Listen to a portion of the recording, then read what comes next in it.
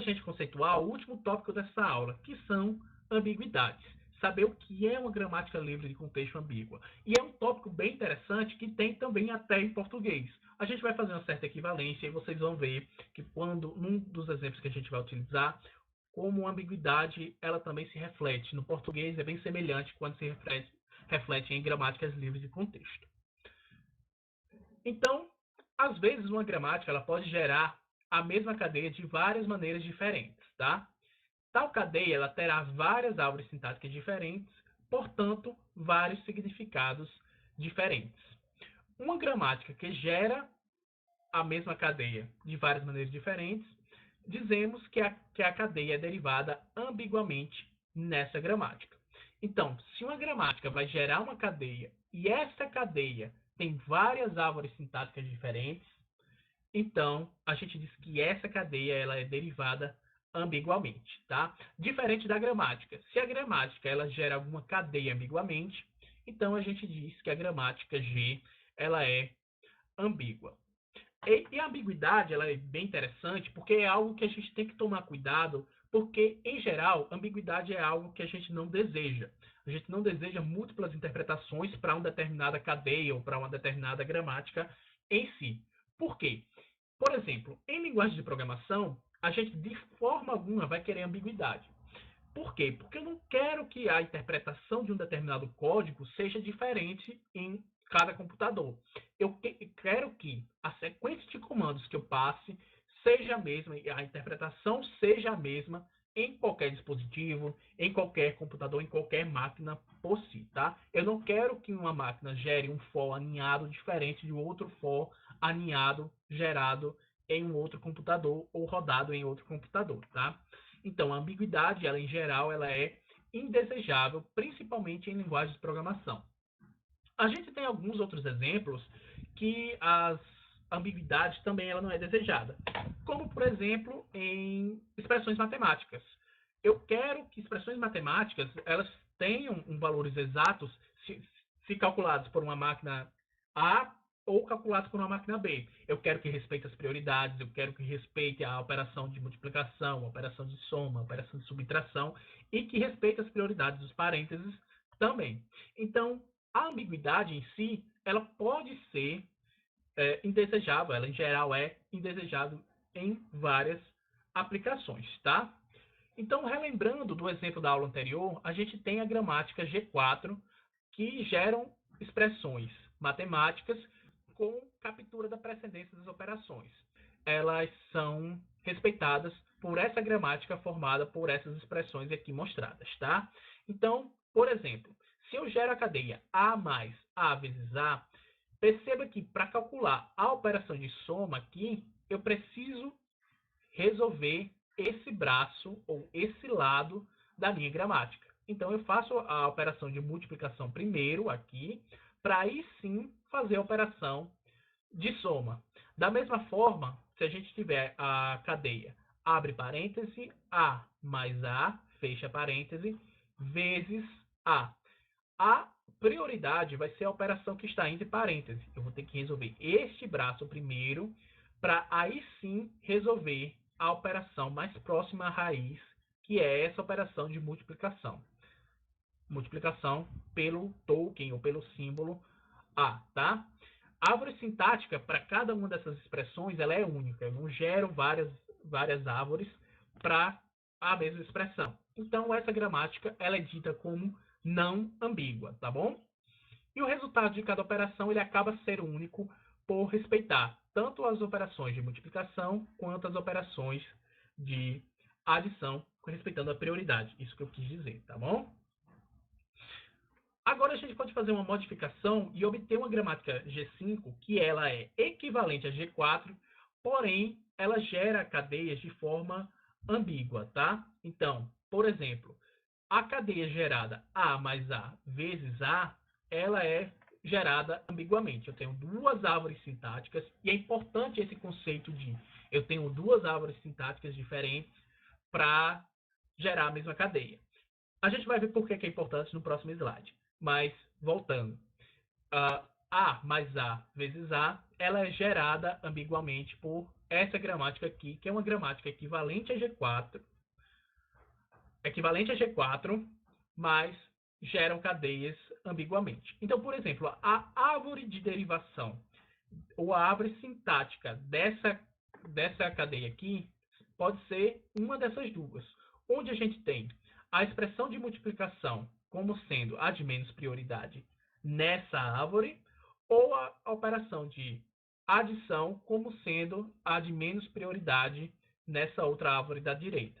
Então, se eu fizer este caminho, que expressão é substituído por expressão e expressão, levando o símbolo de vezes até o final, expressão ela pode ser quebrada em expressão mais expressão, por essa regra aqui, e expressão pode ser substituída pelo token A.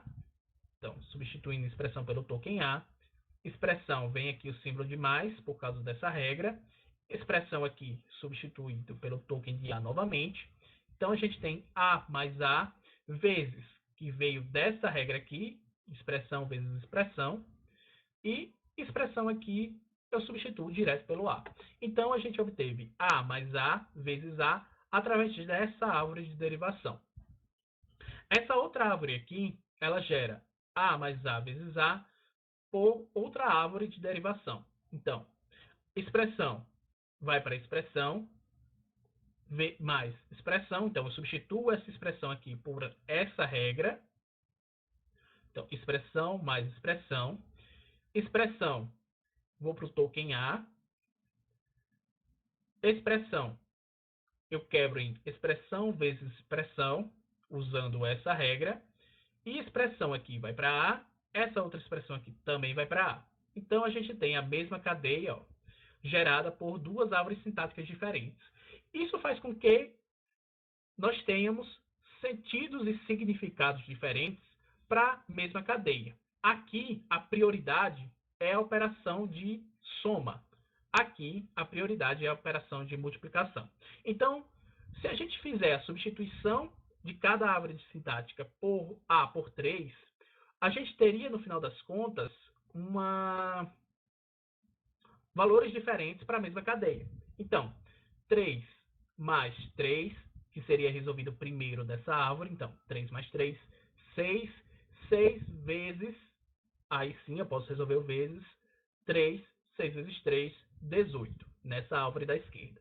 Nessa árvore da direita, a gente teria a operação 3 vezes 3 primeiro, 3 vezes 3, 9, mais 3, 12. Então, nessa árvore, 18 e nessa árvore, 12. O que seria bastante complicado se a gente estivesse fazendo aplicações com alto risco. A gente não quer que operações ou que computadores tenham expressões que possam ser calculadas ou cadeias que possam ser geradas ambiguamente, porque valores diferentes levam a resultados diferentes. Então, a gente diz que a gramática G4, mostrada anteriormente, ela é não ambígua. Já essa cadeia, essa gramática G5, ela é ambígua. Gerou a mesma cadeia com duas árvores sintáticas diferentes. Um outro exemplo de gramática que é ambígua é essa gramática do fragmento da estrutura sintática do inglês que a gente viu na aula passada. Eu não vou analisar agora sentença por sentença, porque se vocês tiverem dúvidas, voltem lá. Eu espero que vocês tenham feito as árvores de derivações que geram aquelas cadeias que a gente mostrou também na aula passada, mas essa gramática assim, aqui, ela gera também cadeias ambiguamente. Então, por exemplo, a sentença The girl touched the boy with the flower, ela tem duas árvores de derivação ou duas árvores sintáticas diferentes. E, no final das contas, se a gente for traduzir para o português, ela tem dois significados diferentes. O primeiro significado seria a garota toca o garoto com uma flor, ou seja, usando uma flor, ela toca o garoto. E o outro significado seria que o garoto está segurando uma flor e a garota toca nesse garoto que está segurando a flor. Aqui, nesse significado que eu acabei de falar, o garoto quem está segurando a flor. No primeiro significado A garota está segurando a flor e toca o garoto usando a flor. Então, como eu disse, a ambiguidade ela pode ser gerada a partir das árvores de derivações de cada gramática, tá? Tem que ter cuidado com gerar cadeias e gerar gramáticas livres de contextos que não tenham ambiguidade. Às vezes a ambiguidade é útil, porque em alguns casos, a gente vai ver também ainda nessa aula, que algumas gramáticas elas são inerentemente ambíguas, ou seja, ela só pode gerar cadeias através da ambiguidade.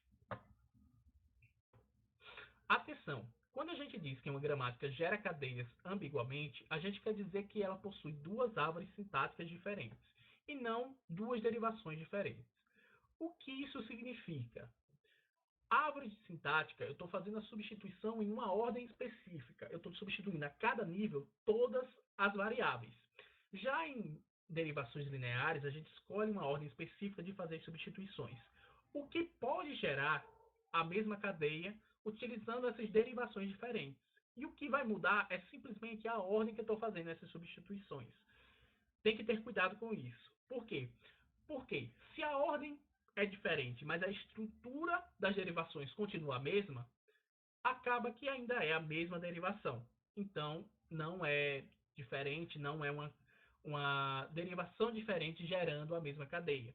Se a estrutura permanece a mesma, então eu tenho a mesma derivação. O que vai mudar e o que vai diferir é meramente a ordem das substituições das minhas variáveis. Já na árvore sintática, aí sim, eu tenho a cada nível, eu faço as substituições de todas as variáveis. Se forem diferentes, então eu tenho uma árvore sintática diferente em si, gerando a mesma cadeia, tá? Então, duas derivações, como eu estava falando, ela pode diferir meramente pela ordem na qual as substituem as variáveis, e assim, não na sua estrutura geral. Uma forma mais eficaz de fazer isso é, então, definir uma ordem fixa para fazer substituição das derivações. E aí sim, utilizando essa ordem fixa para fazer as substituições da derivação, se houverem dois ou mais derivações que geram cadeias iguais, então aí sim a minha gramática ela é ambígua. Então, por exemplo, o que a gente vai utilizar na disciplina, o que é o mais utilizado, é a derivação mais à esquerda. Então, a derivação mais à esquerda de uma cadeia W é aquela em que, a cada passo, a variável remanescente escolhida para ser substituída é a variável mais à esquerda na forma sequencial intermediária. Então, por exemplo, a gente tem a derivação da cadeia A mais A, entre parênteses, vezes A, pela gramática G4. Temos essas expressões, essas regras que a gente já viu. Eu não vou analisar uma por uma, mas a gente vai considerar aqui, para ficar mais simples, expressão como E, termo como T, fator como F. Então, fazendo essas substituições, para ficar mais simples, o que a gente vai fazer é uma derivação mais à esquerda, que eu vou escolher sempre a variável mais à esquerda para ser substituída. Então, perceba, logo no começo, eu começo sempre pela minha variável inicial expressão E. Aqui eu escolho a mais à esquerda, como só tem uma, substituo direto o E. Substituindo eu tenho T. T substituindo, eu posso ter T versus fator, utilizando termo substituído por termo vezes fator. Então, aqui, termo é a variável mais à esquerda da minha derivação. Então, vou substituir termo por fator. Fator vezes fator. Fator aqui é o termo mais à esquerda, eu troco pelos parênteses mais expressão, utilizando essa regra. Expressão, termo mais à esquerda, troco por expressão mais termo. Essa expressão por termo, termo por fator, fator pelo símbolo A.